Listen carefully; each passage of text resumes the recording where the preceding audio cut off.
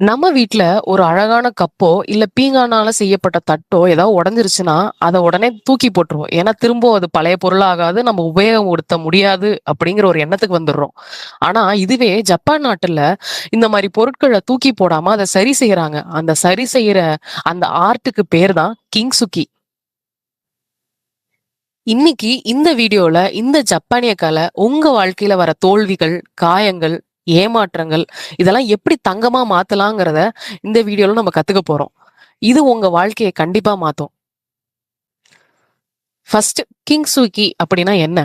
கிங்னா gold. சுகினா இணைக்கிறது. அதாவது தங்கத்தால இணைக்கிறது. இதுக்கு பேர் தான் கிங்சுகி.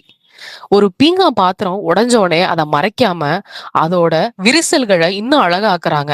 ஏன் தெரியுமா? ஜப்பானியர்களுக்கு ஒரு ஆழமான ஒரு தத்துவம் ஒண்ணு இருக்கு. இந்த உலகத்துல எதுவுமே பெர்ஃபெக்ட் இல்ல. ஒரு பொருள் உடைஞ்சிருச்சுன்னா, அதோட அதுக்கு முடிவு இல்ல. அதோட வரலாறு, அதோட பயணம், அதோட வாழ்க்கை. இந்த விரிசல்கள அவங்க மறைக்க விரும்பல. அதுக்கு பதிலா அத பெருமையா காட்டணும்னு நெனைக்கிறாங்க. அதுதான் கிங்சுக்கி சொல்லி தர நமக்கு